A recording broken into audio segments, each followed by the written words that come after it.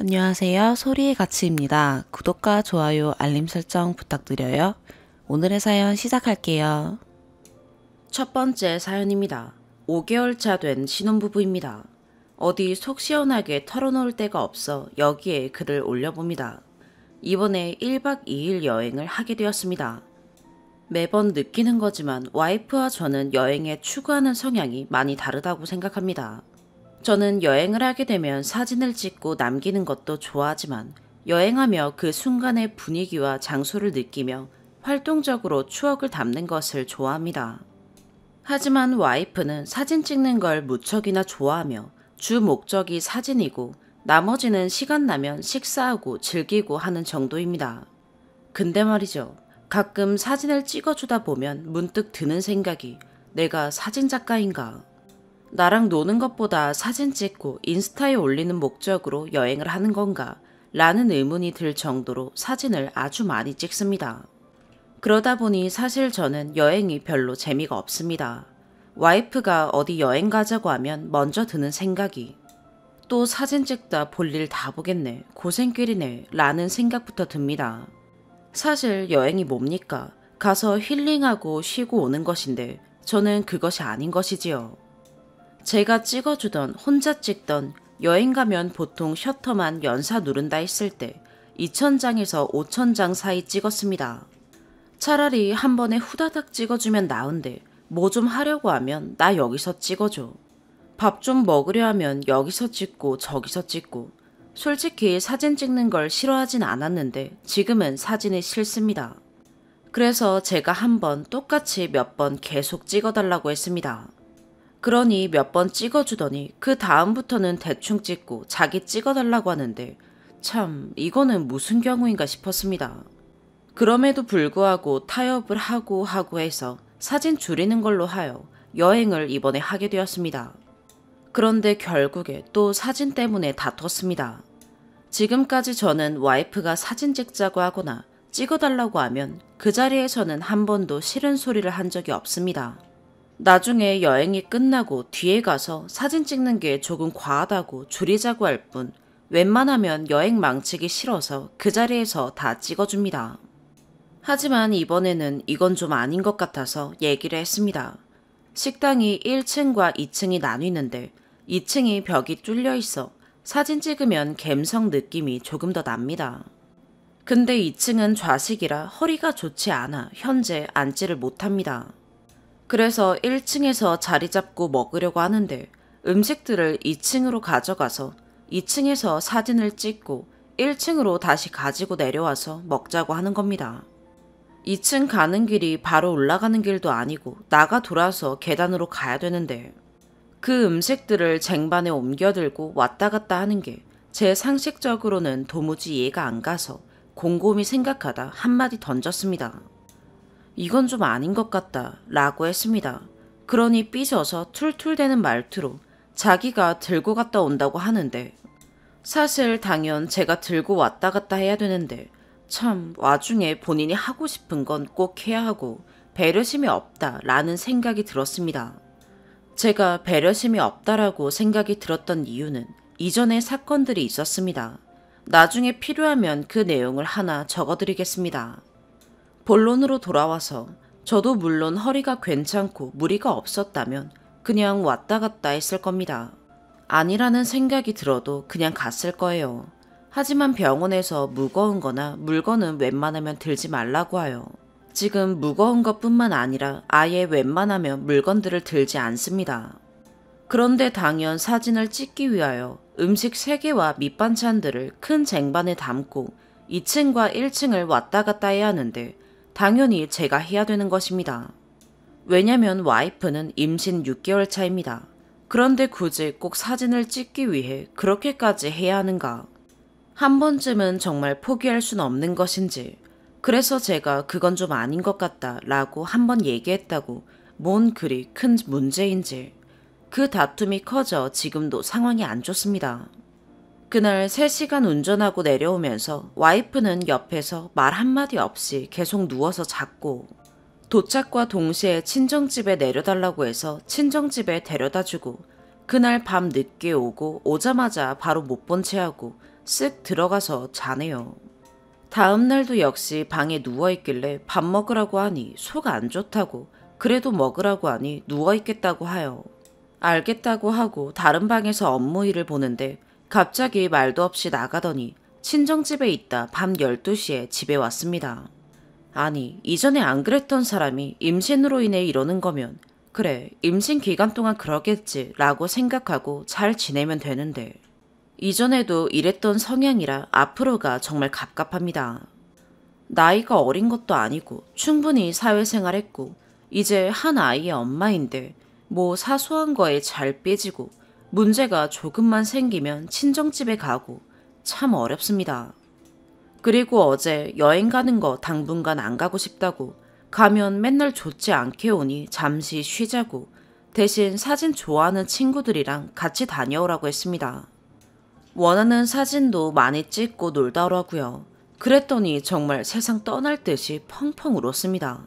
아니, 평생 안 가는 것도 아니고 당분간 좀 쉬고 싶다고 가지 말자고 했다고 그게 그렇게 울 일입니까?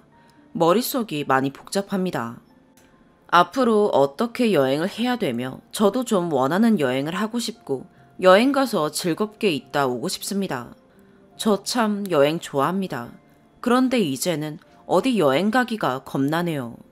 좋은 방법이나 해결책이 있다면 조언 좀 부탁드립니다. 추가, 저는 일 특성상 서울과 부산을 매주 왔다 갔다 합니다. 하지만 요 근래 일을 무리하게 되면서 허리가 많이 안 좋아졌습니다. 그래서 현재 허리에 무리 안 가게 관리하며 지내고 있습니다. 그러던 와중에 와이프가 경기도 사무실에 한번 오겠다고 와서 며칠 같이 있겠다고 하여 그렇게 하자고 하였습니다. 경기도에는 사무실 근처에 3룸 빌라를 얻고 직원인 친구와 같이 지내고 있습니다. 그래서 친구도 알고 하니 불편하지 않다고 와서 저녁에 맛있는 거 해준다고 그래서 저는 내심 기대가 컸습니다. 친구 앞에서 면도 좀 살고요. 하지만 그게 아니었네요. 올라온 당일은 좋았습니다. 저녁에 맛있는 거 시켜 먹고 같이 놀고 했으니까요. 그리고 그 다음 날에는 저와 친구는 당연히 출근하여 일을 보러 나갔고 와이프한테는 제 차를 주고 친구 만나고 구경하고 놀다 오라고 했습니다. 그러다 이틀 정도 되니 와이프가 슬슬 여기 장소를 갑갑해하기 시작했습니다. 물론 여기는 주위에 인프라 형성이 잘 되어 있지 않아 그닥 할 게 없습니다. 논과 밭이 많은 뭐 그런 동네죠. 그렇게 하루가 더 지나고 주말이 다가왔습니다. 저는 경기도 사무실이 이제 막 개업한 지사다 보니 할 것도 많고 힘쓸 일도 많아서 조금 무리를 하여 허리가 조금 더 안 좋아졌습니다. 그래서 주말에는 사실 쉬고 싶었지만 와이프가 왔기 때문에 나가서 놀아야만 했습니다. 인스타로 검색한 곳들 맛집들 가서 식사하고 놀다가 오후 저녁에는 제가 차로 인한 허리무리가 심하여 차를 빨리 바꾸려고 시승하러 몇 군데 갔습니다. 그리고 그 다음 날인 일요일 역시 같은 패턴이었고요. 그리고 못 가본 곳이 있었는데 제가 다음에 가자고 했습니다. 허리 통증이 심해져 조금 피했습니다. 그리고 오면서 와이프가 근처 말고 하플 쪽 나가서 저녁을 먹고 싶다고 하여 다음날 가자고 하였지만 그날 못 가고 지나고 화요일에 가자고 했습니다. 그리고 화요일이 왔고 제가 아침에 예약해뒀던 병원에 다녀오고 약도 처방받고 그날 반드시 해야만 하는 할 일이 있어 직원 친구와 함께 그 전 사무실에 가서 재고 정리와 재고 조사를 한다고 힘을 많이 쓰고 고생을 했습니다. 그래서 저는 제가 허리가 안 좋다 보니 직원 친구가 너무 고생해서 고생한 친구를 혼자 두고 나가서 와이프랑 둘이서만 맛있는 거 먹고 오기엔 그건 너무 아닌 것 같았습니다. 또한 저 역시 운전을 4시간 넘게 해서 밖에 나갈 체력이 안 됐고요. 그래서 와이프한테 오늘은 친구랑 같이 먹자고 뭐 먹고 싶냐고 물어봤고 친구도 재수씨 먹고 싶은 거 말해보라고 하였습니다. 근데 와이프는 자기는 딱히 없으니 우리 보고 정하라고 하였고 그럼 피자와 치킨을 시켜 먹자고 하였습니다. 그리고 집에 올라가서는 갑자기 와이프가 자기한테 의견을 묻지도 않고 본인들 먹고 싶은 거 시킨다고 짜증을 냈습니다. 분명 위에 글처럼 나도 물어봤고 친구는 3번이나 물어봤습니다. 그러더니 와서 한다는 소리가 이러니 참 너무 어처구니가 없었습니다. 와이프가 짜증이 난 이유는 나가서 좋은 데서 먹기로 하였는데 오늘도 그게 안 됐기 때문입니다. 물론 한두 번 좋은 곳 가서 먹기로 했는데 못 가서 실망할 수는 있지만 제가 회사 일의 사정과 너무 고생한 직원의 입장, 그리고 몸이 안 좋아서 그런 건데 조금 이해해 줄 수 있는 부분 아닌가요? 그래서 제가 원래는 모레 같이 내려가려고 했지만 곰곰이 생각하다 와이프한테 갑갑해하고 힘들어하니 내일 내려가라고 공항에 데려다 준다고 했습니다. 그러니 갑자기 또 짜증내면서 그럴 거면 지금 가지 내일 왜 가냐고 하면서 밤 9시에 짐 싸들고 그냥 나가버렸습니다. 정말 어처구니가 없었습니다. 둘이 있는 것도 아니고 친구도 같이 있는데 그게 꼭 그렇게까지 해야만 하는 행동이었을까요? 와이프의 입장은 금요일에 같이 가기로 했는데 갑갑해하니 전날 가라고 했다고. 그럼 자기는 왜 여태 여기서 같이 가려고 기다렸냐는 의미입니다. 아니 그럼 묵묵히 기다려주면 되지. 왜 그런 식으로 행동하고 하는지 참. 사실 저는 그런 생각이 듭니다. 여자친구도 아니고 와이프, 즉 가족입니다. 가족은 서로 힘이 되어주고 으쌰으쌰 하는 거 아닙니까? 근데 허리가 아파도 어쨌든 일을 해야 하니 빡세게 일하고 있는 모습 보면서도 어떻게 그럴 수 있죠?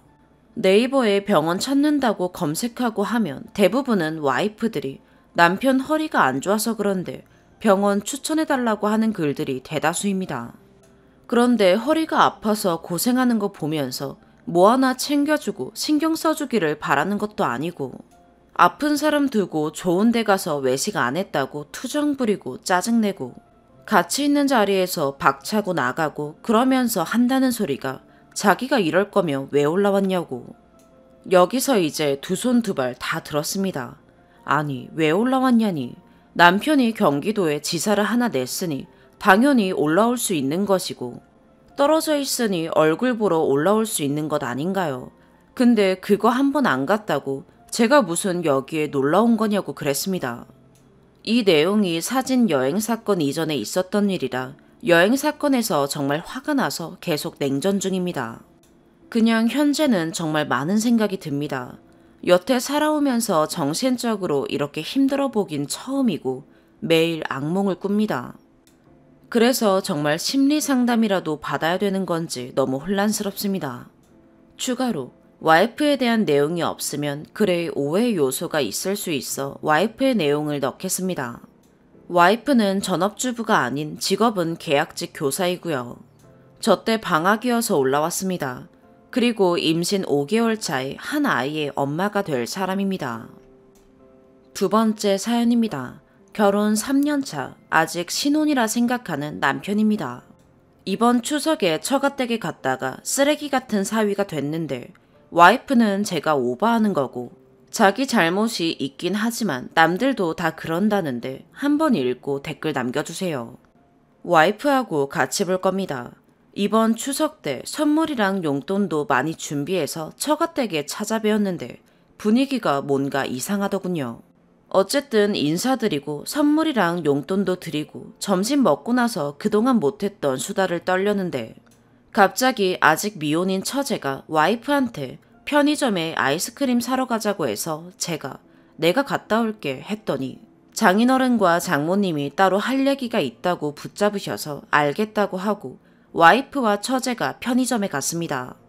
무슨 일인가 싶어서 여쭤보려고 할 때 갑자기 장인어른과 장모님이 화를 내셨습니다. 정확하게는 화라기보단 꾸중이셨습니다. 장인어른 장모님이 땡땡아, 사람은 나이가 들수록 겸손하고 예의가 발라야 한다.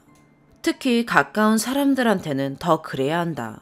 나는 네가 예의 바르고 착한 줄 알았는데 실망이 너무 크다.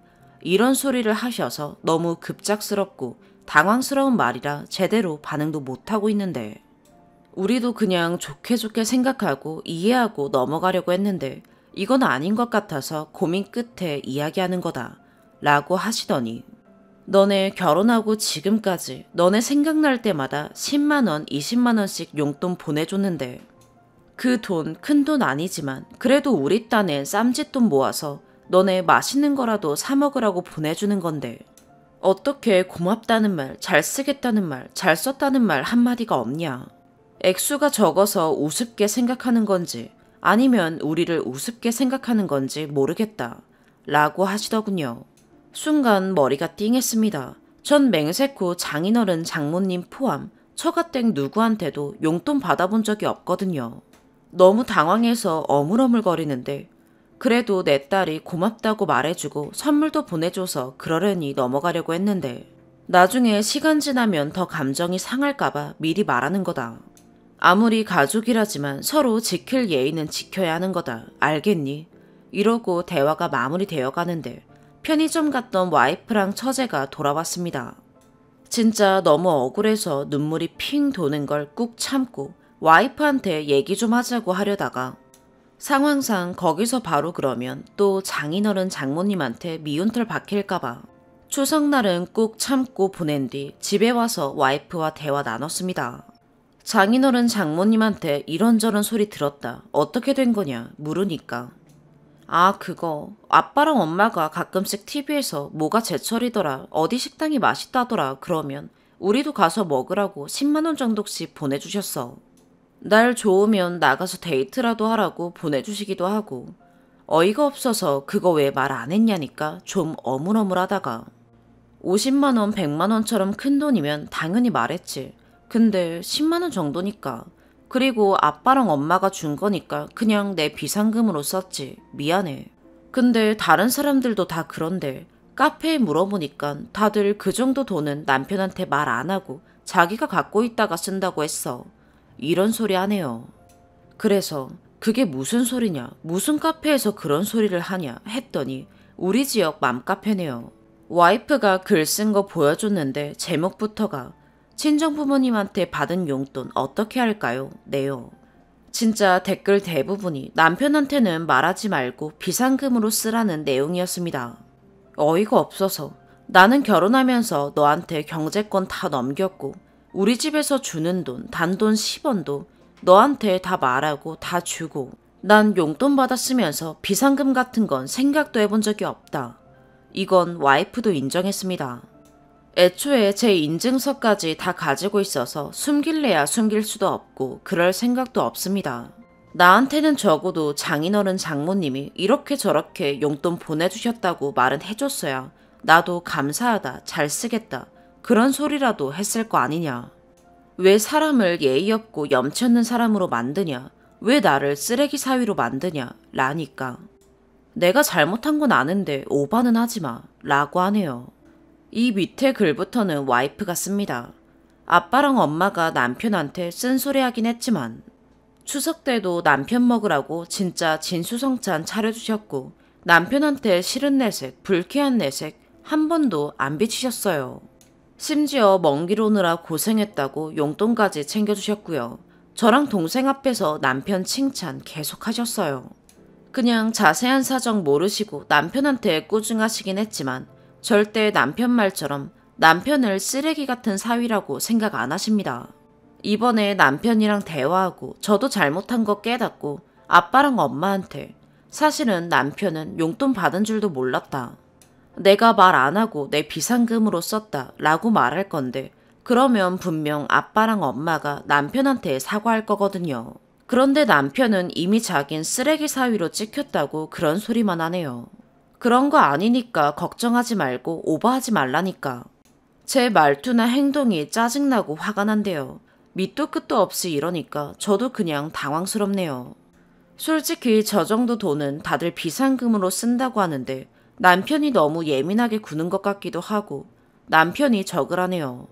자기는 지금 장인어른 장모님이 주신 돈을 비상금으로 쓴 게 화가 나는 게 아니라 돈 주신 걸 말 안 해서 예의 없고 싸가지 없는 사위로 만든 게 화가 나는 거라네요. 근데 아빠랑 엄마는 남편을 그렇게 생각 안 한다니까요. 계속 서로 같은 소리만 하네요. 저도 슬슬 답답하고 짜증나고 이 정도 일 가지고 부부가 이렇게까지 싸우는 게 맞나요? 서로가 서로를 답답해하는 상황이네요. 추가. 짧은 시간에 댓글 많이 남겨주셔서 감사합니다. 와이프랑 하나하나 다 같이 봤습니다. 와이프가 추가하고 싶은 내용이 있답니다. 와이프가 적습니다. 저도 제가 잘못한 거 알고 있고 그 부분에 있어서 분명히 사과했어요. 내가 잘못했고 미안하다. 아빠랑 엄마한테도 솔직하게 말하겠다. 그렇게 말했는데도 남편 화가 풀리지 않고 자꾸 자기만 쓰레기 같은 사위가 됐다고 해서 그런 거 아니다라고 얘기하다가 글까지 쓰게 된 거예요. 절대 제가 잘못이 없다고 당당하게 군 거 아니에요. 남편 말로는 제가 사과하는 와중에 사과하면 되는 거 아니야? 이런 식의 태도를 보였다는데 그건 저도 말하다 보니 답답해서 그랬던 거라고 다시 사과했어요. 댓글들 보고 반성하고 있습니다. 쓴소리 달게 받겠습니다. 끝으로 아빠랑 엄마랑 고작 10만원, 20만원 주시고 남편 혼내신 건 아니에요. 저도 한 번 받을 때 그만큼씩 받다 보니까 몰랐는데 3년 동안 받은 거 합쳐보니 300만원 정도 되는 것 같아요. 물론 저희가 드린 용돈이 더 많지만 어쨌든 적은 돈은 아니죠. 저도 아무 생각 없이 받다 보니 몰랐네요. 아빠랑 엄마한테 있는 그대로 잘 말씀드리고 혼도 나겠습니다. 두 번째 추가. 남편입니다. 왜 그때 장인어른 장모님이 그런 얘기 꺼내셨을 때 바로 얘기하지 않았냐고 하시는 분들이 많은데 그때가 추석 당일이기도 했고 그때 분위기가 제가 말하는 순간 장인어른 장모님이 민망하고 무안해지실 게 뻔했고 오랜만에 처제까지 모인 데다 순간적으로 상황 파악은 됐지만 그래도 일이 어떻게 된 건지 정확하게 알아보는 게 우선이라고 생각했습니다. 설령 억울하다고 말씀드린다 해도 처제가 없는 자리에서 따로 말씀드리는 게 맞다고 생각했고요. 많은 분들이 쓴소리 해주셔서 와이프가 놀라기도 하고 반성하기도 하고 그러네요. 처음에는 맘카페에 글 올렸을 때랑은 댓글이 너무 다르다고 해서 맘카페도 한동안은 안 했으면 좋겠다고 했습니다. 나중에 애 생기면 하라고 했어요. 신혼부부가 자기 의견대로 싸우다가 치기 어리게 글 쓴 거라고 생각하고 이해해주세요. 머리가 식고 나니 저희 부부 모두 좀 창피하네요. 여러 가지로 많은 조언 남겨주셔서 정말 감사합니다. 세 번째 추가. 오늘 오전에 와이프가 장인어른 장모님께 전화해서 사실을 말씀드렸습니다. 저한테 바로 장문의 카톡을 보내셨네요. 품 안의 자식이고 자식 앞에 장님이라고 내 자식 흠결은 보지 못하고 애꿎은 사람한테 싫은 소리 했다고 사과하셨습니다. 직접 얼굴 보고 사과하고 싶지만 제가 받은 상처가 있을 테니 강요하지 않고 마음이 내킬 때 연락달라고 하셨습니다. 그때까지 언제든지 기다리겠다고 하셨고 다시 여러 번 사과하셨어요. 그래서 점심시간에 전화드렸습니다. 저도 추석에는 너무 당황해서 제대로 말씀 못 드렸다, 죄송하다 했더니 제가 잘못한 건 하나도 없으니까 그런 소리 하지 말라고. 장인어른 장모님이 본인들이 생각이 깊지 못하고 행동이 가벼워서 그리고 딸 자식을 잘못 키워서 생긴 일이라고 다시 거듭 사과하셨습니다. 오래 통화할 상황은 아니라서 그렇게 대충 통화는 끝났네요. 너무 쩔쩔매시면서 사과하셔서 사과를 받으면서도 마음이 좋지는 않네요. 와이프한테 톡해보니까 아주 호되게 혼난 모양입니다. 장모님이랑 톡한 거 캡처해서 보내줬는데 보는 저도 무섭네요. 이따가 퇴근하고 다시 얘기 나눠봐야겠습니다. 여러모로 조언해주시고 자기 일처럼 화내주신 분들 모두 감사합니다. 추가로 몇 가지 오해가 있어서 말씀드립니다. 일단 와이프도 은행원이고 이번 일과는 별개로 돈 관리를 잘해서 경제권을 맡긴 겁니다. 더불어 장인어른 장모님이랑 통하다가 알게 된 건데 두 분이 이번 일 있기 전에 와이프한테 넌지시 물어보셨답니다. 지난번에 말했던 식당에 가봤냐고 물어보셨고 와이프가 잘 갔다 왔다고 말해서 본인들은 당연히 제가 사정 다 알면서 감사 인사만 안 하는 줄 아셨답니다. 와이프는 그냥 그렇게 말하면 장인어른 장모님이 그러냐 잘했다 하고 넘어가실 줄 알았다네요. 세 번째 사연입니다. 그동안 글들을 보기만 했지 직접 쓰는 건 처음이라 어색하네요. 다름이 아니라 제가 손절하기 전에 그 사람에게 보여주고 다른 사람들은 어떻게 생각하는지 의견을 듣고 싶어서 이렇게 글을 쓰게 되었습니다. 같이 지내면서 있었던 어떤 괴롭힘, 속상함 등이 많아서 생각보다 글이 길어질 수도 있겠습니다. 양해 부탁드립니다. 우선 저는 쉐어하우스와 비슷한 형태의 집에 거주하고 있습니다. 글을 조금 더 간결하게 보이기 위해서 알파벳을 사용해 상황을 설명해 드리겠습니다. A는 괴롭혔던 사람, B는 A의 친구, 저의 룸메이트, C는 저와 같이 괴롭힘을 당했던 동생입니다. 괴롭혔던 사람인 A와 저의 룸메이트 B는 친구입니다. 그래서 종종 A가 B의 방에 놀러 왔습니다. A는 다른 방에 살지만 종종 B의 방에서 잠을 자기도 하고 맘대로 방에 들어와서 B의 침대에 누워있는 일도 다반사였습니다. 물론 이 부분에 제가 밤귀가 예민하기도 하고 밤에는 소근거리는 소리가 더 잘 들리므로 A에게 다른 사람 방에 오지 않았으면 좋겠다, 같이 자지 않았으면 좋겠다 라고 의견을 전했습니다. 첫 번째 사건의 시작, 그날 아침이었습니다. 제 방에는 S사이즈 침대가 2개가 있는데요. 그 침대 사이에 영문은 모르겠지만 A가 자고 있었습니다. 방이 많이 어두웠고 A가 덩치가 있는 편이라 저는 침대에서 내려오다가 우선 A가 누워있는 것에 놀랐고 조심스럽게 피하다가 A의 발을 밟게 되었습니다. A, B 둘 다 자고 있었기 때문에 최대한 조용히 하자는 마음을 먹은 뒤 미안하다고 작게 사과를 하고 일어났습니다. 그 후 A가 잠에서 깬 이후에 저를 다시 불렀습니다. A는 저에게 네가 자면서 내 발을 밟았다 알고 있느냐 라고 물었습니다. 그래서 저는 내가 아까 안 그래도 밟아서 사과를 했다 라고 이야기했습니다. 물론 이 상황에서 제가 바로 한 번 더 미안하다고 하면 되었지만 이유는 모르겠지만 그냥 그렇게 하고 싶지가 않았습니다. 우선 A의 잘못도 있다고 생각했기 때문에 아까 사과했다는 말과 함께 방을 나왔습니다. 남의 방에서 이유 모르게 갑자기 자고 있으니까 당연히 놀랄 수밖에 없었습니다. 게다가 아침에 온라인 수업이 있어서 정신이 없었습니다.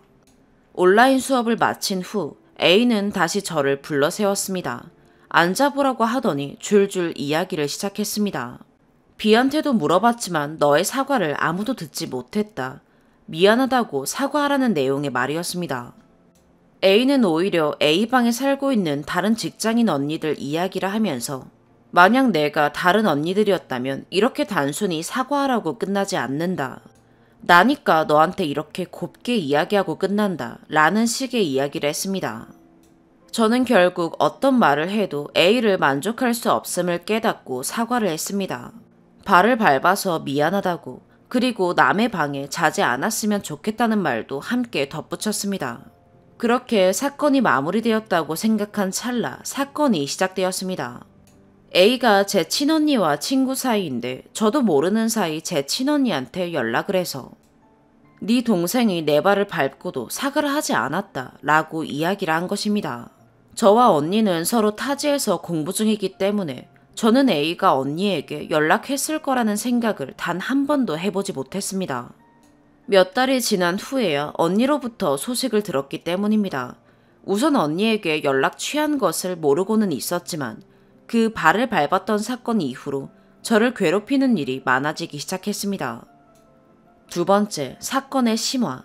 우선 시작하기에 앞서 저의 마인드에 대해서 이야기를 하자면 초등학교, 중학교 때 은따를 당하기도 했기에 물론 지금은 많이 괜찮아졌긴 하지만 모든 사람들이 나를 좋아할 수는 없고 이유 없이 싫어할 수도 있다는 것을 항상 염두에 두고 있습니다.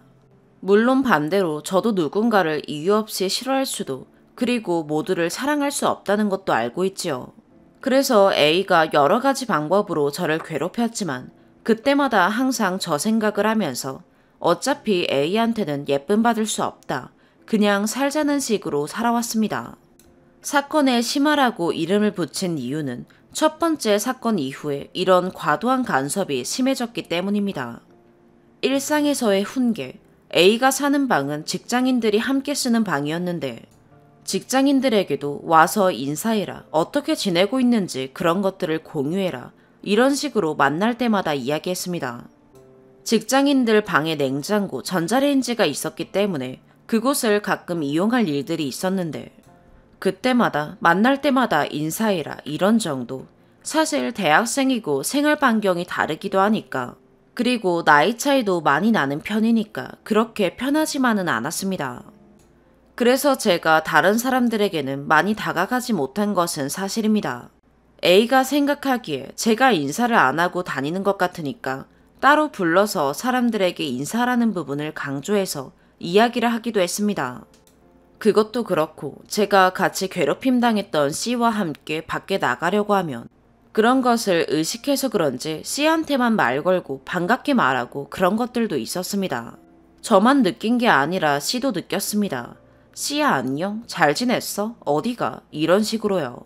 그리고 일부러 그런 건지는 모르겠지만 평소에 말을 하거나 이야기를 할 때도 보통 이름으로 이야기하는 것이 아니라 제 이야기할 때는 무조건 성을 붙여서 이야기합니다. 땡땡아 이러는 것이 아니라 김땡땡, 이땡땡 이런 식으로요. 처음에는 그냥 뭐 그러나 보다 했지만 굳이 다른 사람들 많은 곳에서 저만 그런 식으로 불렀습니다. 이해가 안 가긴 합니다만 일상에서도 보통 야 땡땡땡 너 이거 해. 내가 이거 하라고 했잖아. 이런 식의 말투를 많이 사용했습니다. 아침 식사를 같이 준비하게 되는 날이거나 그러면 굳이 야 땡땡땡 너 설거지해. 내가 아까 설거지하란 말 못 들었어? 이런 식이랄까요. 말끝마다 명령조의 어투로 이야기를 해서 기분이 과히 좋지는 않았습니다. 항상 그냥 그렇구나 하고 넘겼습니다. 밥을 같이 못 먹을 때가 있으면 요즘 너 저녁 같이 안 먹더라 그러면서 밥상머리 교육이 중요하다. 밥 같이 먹어야 한다. 그런 이야기도 많이 하고 그랬습니다. 그냥 이런 건 약과이고 일상생활에서 제가 모두를 다 기억할 수는 없겠지만 그런 식의 이야기들을 많이 했습니다. 본인 나름의 조언.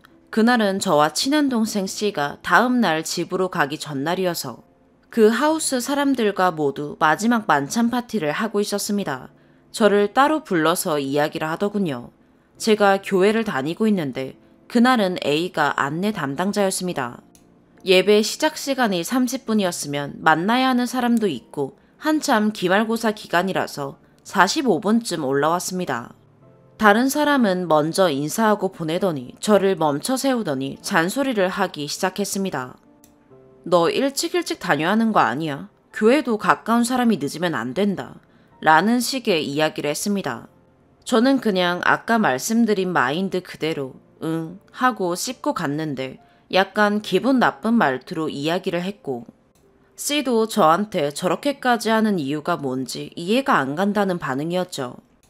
아까의 사건에 대해서 이야기하면서 자신이 세게 말한 부분은 미안하다. 그런데 너도 일찍 다녀야지. 이런 이야기와 함께 덧붙여서 공부에 쩔쩔매는 사람인 것처럼 이야기를 하더군요.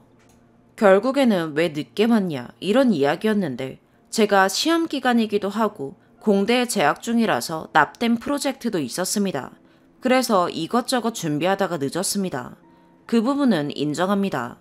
저에게 물론 공대 공부량 많고 어려운 건 알겠지만 나도 고등학교 때 공부 맨날 새벽까지 하고 그래서 안다.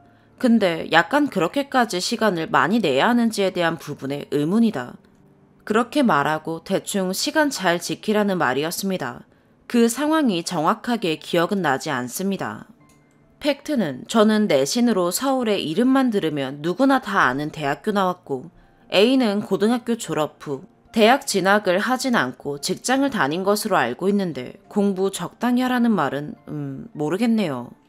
물론 제가 늦은 것은 잘못이지만 저렇게 고등학교까지 비교를 당하면서 있어야 하나 싶었습니다. 그러나 동생이기 때문에 그냥 가만히 앉아 있었습니다. 그런데 쇼킹한 건 다른 말이었습니다. 너는 얼굴도 괜찮고 공부도 잘하고 잘하는 것도 좀 많은 것 같은데 정작 사람들에게 예쁨은 못 받는 것 같다. 내가 진짜 너 생각하고 아끼니까 이런 이야기 하는 거다. 라는 식의 이야기를 했습니다. 저는 그냥 저런 이야기를 들었을 때 예쁨은 A에게만 못 받는 것 같은데 하고 넘겼습니다. 그런데 다른 사람에게 이런 류의 이야기를 하니까 다들 놀라는 눈치더라고요. 친한 사람한테도 하기 쉽지 않은 말을 어떻게 그렇게 할 수 있는지 다들 놀라워하긴 했습니다. 나중에 알게 된 사실이지만 약간 같이 사는 언니 중에서 관리 책임자 같은 언니가 있었는데 그 언니랑 유독 A가 친했습니다. 그래서인지 A가 저와 C에 대한 안 좋은 이야기도 이간질을 했다고 들었습니다. 그래서인지 유독 만날 때마다 다른 언니들이 차가웠던 느낌이었습니다. 전 아무것도 몰랐고 결국엔 그 하우스에서 나오기로 결정했습니다. 현재는 다른 사람들과도 C를 제외하고는 연락하고 지내지 않는 상황입니다. 물론 도망치는 건 아닐까 걱정도 많이 했긴 했지만 그 정도 상처를 가지고 그냥 살아가기 힘들어서 다른 곳에서 또 삶을 잘 살고 있습니다. 우선 긴 글 읽어주셔서 감사합니다. 모든 학교폭력의 가해자들을 옹호하는 것은 아니지만 제가 은따를 당했을 때 성격적인 결함도 원인이었을 수 있었기에 저는 제 그런 것들도 고치려고 노력 중입니다. 그런 부분이 오히려 A를 자극했을 수도 있겠죠. 그냥 너무 답답해서 대나무 숲에 올리는 거니까요.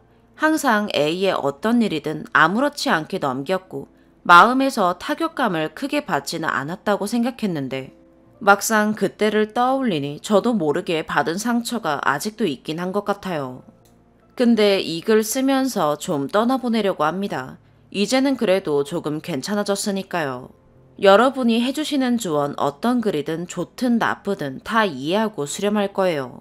에피소드는 더 많지만 사소한 것들도 많아 다 기억하진 못하지만 아무튼 모두들 읽어주셔서 감사합니다.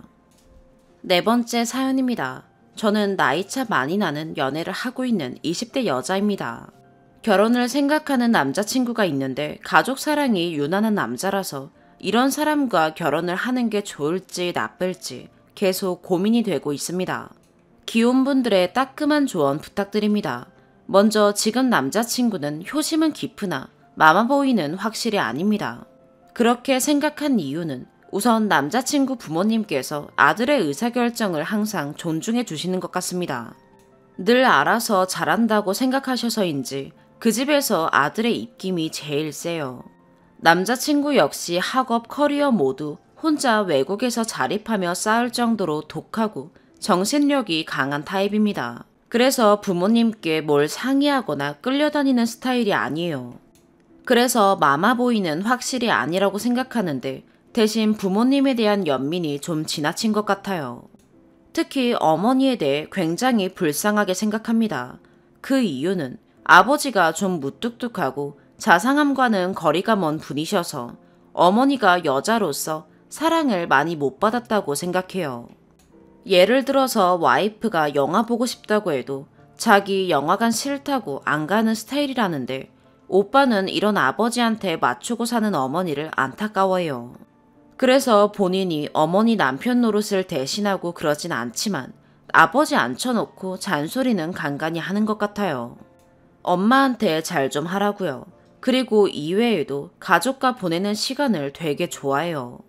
저는 가족이라도 간간히 봐야 애틋하고 더 좋다는 생각을 하는 사람인데 오빠는 저 만나기 전에는 매주 주말 부모님 댁에서 보냈더라고요. 원래는 한 달에 한 번 정도 갔었는데 어머니 암 발병 후 매주 가는 걸로 바뀌었다고 해요. 그래서인지 부모님들 살면 얼마나 산다고 살아계실 때 자주 뵙는 게 좋다고 생각하는 사람입니다. 하지만 부모님 두 분 다 아주 정정하시고 어머니 완치 판정 예정입니다. 그리고 말로는 결혼하면 이제 더 못 볼 테니까 더 챙기는 거라고 했고요. 이렇게 아들이 자주 찾아오시는 거에 대해서는 부모님이 좋아하시고 매주 기다리시는 것 같아요. 아들이 올 때마다 이것저것 고쳐달라, 봐달라 부탁하실 수 있으니 좋아하시고요. 또 부모님이 어릴 때부터 자녀들 데리고 이곳저곳 여행 다니고 가족과 함께하는 분위기를 굉장히 많이 만드신 것 같아요. 그래서 오빠는 저 나이에도 부모님이랑 여기저기 여행 다니는 걸 되게 좋아합니다. 가족 자체가 가족하고 개인 시간들을 별로 안 가지는 그런 문화예요. 그리고 또 조카 사랑이 정말 유별나요. 조카는 여동생 딸인데 원래 여동생 가족이 이민 갔다가 이번에 2달 정도 한국에 들어와 있었는데요. 처음 만났을 때부터 궁금하지도 않은 조카 이야기를 수시로 꺼냈거든요. 자기가 세상에서 2번째로 사랑하는 여자라는 둥 좀 주책스러운 소리를 몇 번 해가지고 깼는데 귀국하니 매주 못 봐서 안달이더라고요. 보통 저흰 주말 데이트 하는데 우린 토요일날 보면 되고 일요일엔 조카 보러 가고 싶은데 제 눈치 보여서 못 간다는 이야기를 한 적도 있고, 저는 정작 캘린더 보면 데이트 횟수보다 가족 모임 횟수가 2배가 많은데도 그런 이야기 들으니까 숨 막히고 좀 갑갑하더라고요. 누군 가족 안 사랑하는지, 또 여동생네 가족이랑 식사할 일이 있었는데 결혼 이야기가 오가니 소개하는 자리였는데 여동생은 저보다 10살이 많고 낯도 많이 가리더라고요. 그래서 대화가 잘 이어지진 않았어요. 그런데 오빠는 그 식사 자리 내내 얘한테 눈이 꽂혀서 얘가 뭐 먹는지 뭐 하는지 일거수일투족 관찰하더라고요. 꿀이 뚝뚝 떨어지는 눈으로 조카만 쳐다보면서 어화둥둥하고 있는데 저는 그런 오빠의 태도에 좀 실망도 했었어요. 제가 식사 자리 끝나고 오빠의 미흡한 태도에 대해서 지적했는데 오빠는 자기도 나름 대화 주제 꺼내고 노력했는데 계속 어색한 분위기였어서 더 조카한테 말 붙였다고, 조카한테 질투하는 거냐며 너도 좀 이상하다는 등의 이야기를 해서 다툼이 있었습니다. 각설하고 위의 일들을 점점 겪으며 저도 오빠 가족에 대한 일들을 점점 예민하게 받아들이게 되었어요. 특히 지금은 조카가 와 있으니 온 집안 식구들이 애 위주던데 이런 상황에서 제가 서운할라 하면 얘가 와 있으니까, 얘가 좋아하니까, 얘가 삼촌 찾잖아, 이런 식으로 대응을 해서 제가 혼자 삭히고 속상한 적이 많았어요. 저는 이 사람의 가정적인 면모가 분명 장점이라고도 생각하지만 어머니를 불쌍하게 여기고 여동생과의 식사 자리에서 중간 역할을 잘 못했던 것, 또 아무 감정 없던 조카를 괜히 미워하게 만드는 오빠의 센스 없는 언행 등이 분명 결혼 전 고민이 될 만한 문제라고 생각해요. 기혼분들께서 보시기에 제가 속이 좁고 너무 걱정을 사서 하고 있는 거라면 아낌없이 질책해 주시고, 남자의 태도에도 문제가 있다고 생각되시면 따끔하게 이야기해 주시면 감사하겠습니다. 긴 글 읽어주셔서 감사합니다. 참고로 남자친구는 결혼하면 아내와 이루는 새 가정이 1순위라는 개념이 확실하게 있고 결혼 후 시댁 방문에 대해서 분기별 1회 정도로 이야기했었어요. 오늘의 사연 여기까지입니다. 구독과 좋아요 알림 설정 부탁드려요. 시청해주셔서 감사합니다.